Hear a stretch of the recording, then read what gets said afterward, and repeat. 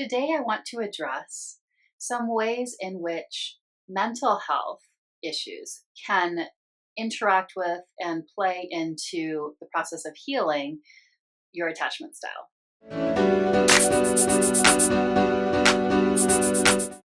Hey everyone, I'm Sonia, and on this channel, I give you tips and strategies around attachment style healing to help you live your best life. So, Happy New Year if you're watching this around the time I'm posting it. So, a couple of quick updates. I've had to reduce my coaching hours recently, but I wanted to let you know to still reach out to me if that's something you're interested in, because I can put you on the waiting list first of all, but also I also do sort of have a network of coaches that I know. So, especially knowing like a little bit about your concerns, I may be able to link you up with someone that I know who is trained similarly to me. Still going to be posting, as I can, because I really just like to get these thoughts and tips and strategies out there for you, hopefully to help you, particularly with nuances to all this stuff, both in the life coaching sense and the attachment style healing, because that's the piece that sort of I feel like I don't see out there as much, and that I found really helpful in my own healing journey. So I try to sort of get into that to help you start somewhat just to think about it and to start seeing the big picture on these things and how everything can be more interconnected than we realize sometimes. And there are the nuances and it can show up a little differently for everyone, partly to see that, and then hopefully sometimes to get some tips or strategies around it as well. And if you would like to, always hear when a new video is going to come out, probably the best way, honestly, is just to join my newsletter. You can see how to do that below. I don't send it out so often. Usually it's just when a video is going to post, but sometimes I add, a few extra personal notes in there.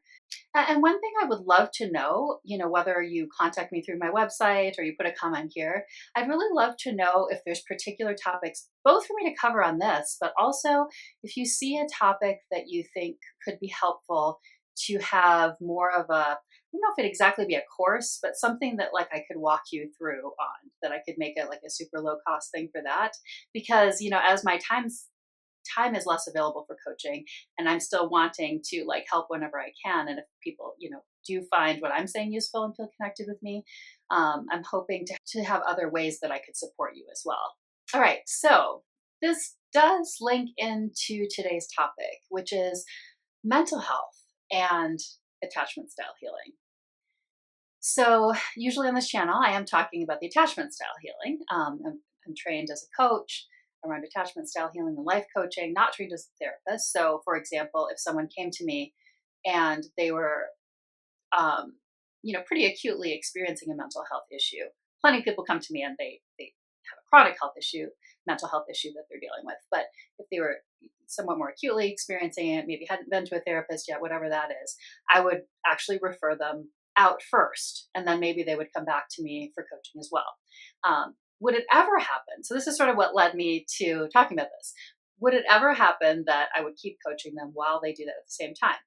Possibly, probably less likely, but it's possible. And so the topic today of like is kind of, can you do working on your mental health issues at the same time as you're doing attachment style healing? Like, does one take precedence over the other? Like, how could that work sort of in like a time frame perspective? And of course, this is going to be individual for everyone, but I do think I have some thoughts generally on this, as well as how it can look. And I'm going to actually start with this, how it can look within attachment styles, how like some of these mental health issues can look. So I'm going to give you some examples where for each attachment style, there's a way that you could look at what's happening as a mental health issue.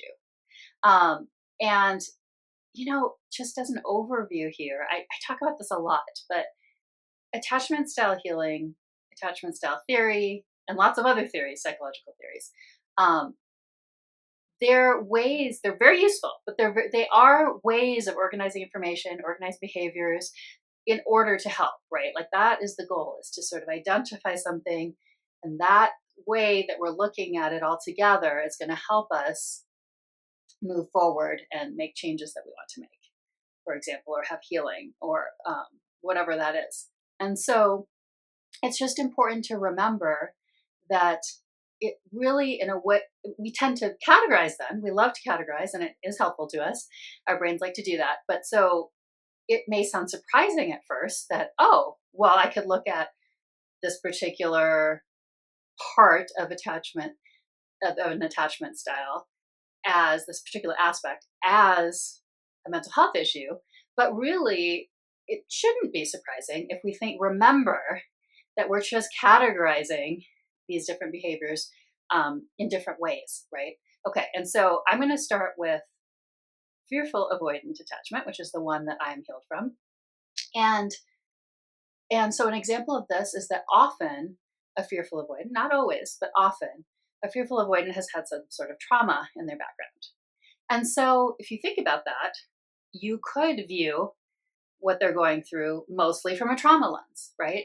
And very likely at some point in their attachment style journey, they're going to need to do some trauma healing work. And that's an example of where, if that is the thing that is acutely up for them, absolutely I would have them work on that first. Now, it doesn't always happen that way, because sometimes we're working on our attachment. We haven't worked on the pieces that are more relational. And we have done some of the trauma healing. Like that was my case. I had done a lot of trauma healing already. And then I came to the attachment work.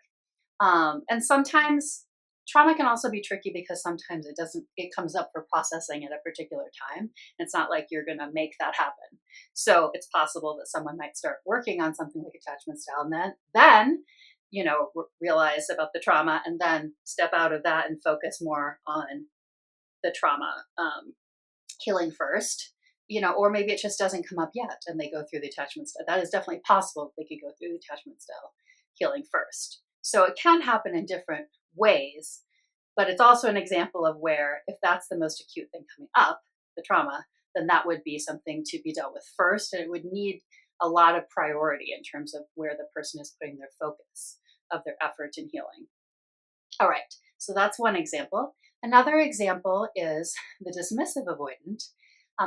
It's been a little while since I talked about this, but how dismissive avoidance sometimes can sort of look like they're in collapse. I've talked about this in relation to my own partner, and when we were sort of polarizing, he was polarizing a bit dismissive avoidant because I was showing up. I was FA, but I was showing up a little more AP, I would say. And so sometimes in the relationship, that looked like collapse, like going into the thing of like, oh, I just am not good at this, or I just can't do this, or just, not really trying to work on it, but more in this sort of collapsed kind of way. So, but sometimes this kind of collapse can actually be part of, it's like, it's hard to separate, right? Like it can really be true that the collapse and like the way they're talking about the beliefs in the relationship is to do with the attachment style. But it can also have to do with something like low-grade depression. So, as if you think about depression, that can sometimes really look like not being motivated and not being able to do things, and collapse in that way too.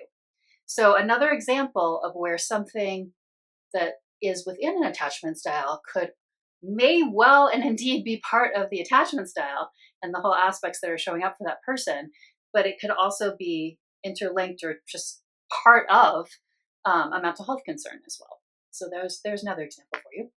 And then with anxious preoccupied, the clinginess, the anxiety around checking on a partner, that kind of thing, can very often be an actual anxiety, whether it's to the level of disorder or not. It can actually be anxiety, to the point that it could be seen by a mental professional, whether it's low-grade anxiety, whether it's a particular anxiety disorder. So probably those are like some common ones, because you can see the aspect of the attachment style in there that's like one we identify as, oh, this is often with this attachment style.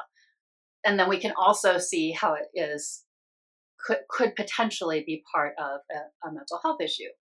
And so I gave those as examples just because they're pretty clear. So I think they're good examples in that way. But of course, something to keep in mind is that really any mental health concern could be a part of anyone's journey, no matter what their attachment style is. Okay, so even though there are these ones, and I've never seen personally like any studies on this, so I don't know, I can't definitively say anxious preoccupied people are more anxious. I can't like definitively say that that is more common among them, but there's definitely, that association between when you're seeing that, you could see it through either lens. But the point I'm making here is that it really can be that anyone could have any mental health concern. So whether you're DA, AP, or fearful avoidant, also called disorganized attachment, really anyone could have any of them.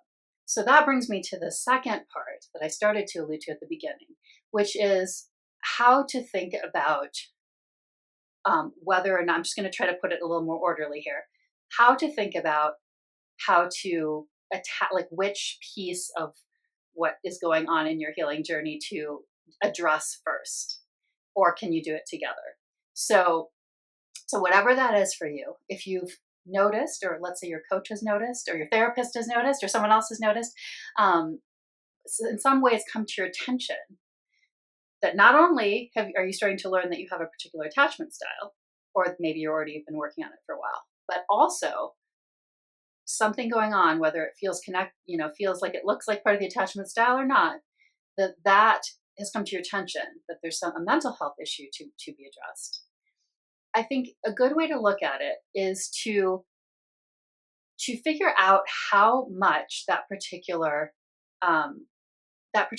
mental health issue feels acute to you. And when I say acute, that's sort of like a medical term, acute versus chronic. But I mean, like, is it really up for you right now? Like, is that the thing that your mind keeps coming back to? Is that is that the thing that your feelings keep coming back to? Is that the thing that's bothering you? And so if you feel like, it's more like, hey, I'm realizing maybe I have some low-grade anxiety, but what really concerns me right now is mostly my relationship with my partner. And I really feel like I want to go on this attachment style journey. Like, I don't think anything should stop you with that.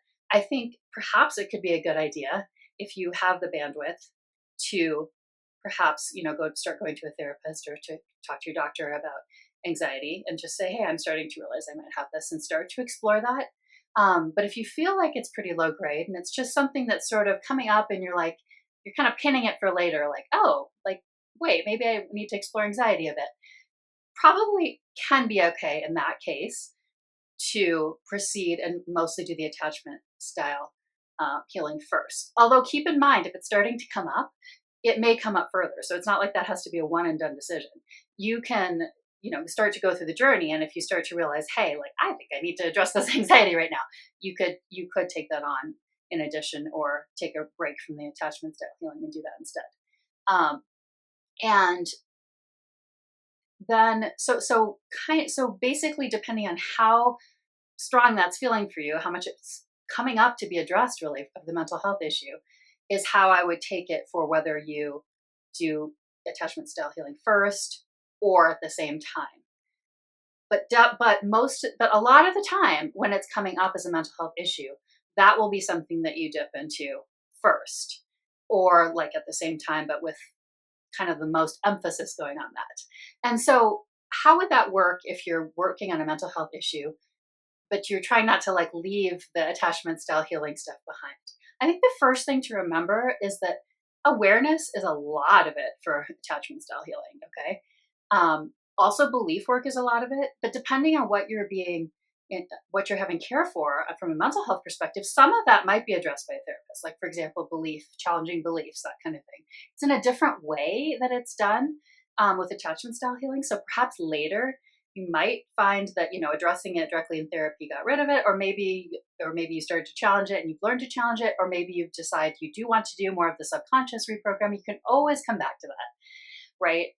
But the key will be that you really want the emotional bandwidth to be working on something like subconscious reprogramming, how you're communicating with someone. You're going to want to be in a good mental health space as much as possible to do that. It does not mean, though, that you can't have taken some tips now that you've seen your attachment style healing and be trying to shift communication, for example. Like a good therapist is going to be able to take in, you may be on a certain healing trajectory with them, but if you needed a pause to say like, hey, I really need to talk about my communication with my partner today because I'm trying to fix that at the same time. And it's playing into how I'm feeling here too, and my distress or something. So sometimes little pieces of that could dip in as well. But yeah, you can try to be making little shifts if you feel like that's appropriate without doing, very, very structured attachment style healing, even while you're working on mental health issues, if that feels right to you. But now here's what I really want to leave you with is the hope thing, right? Look at all the different ways I said that could play out.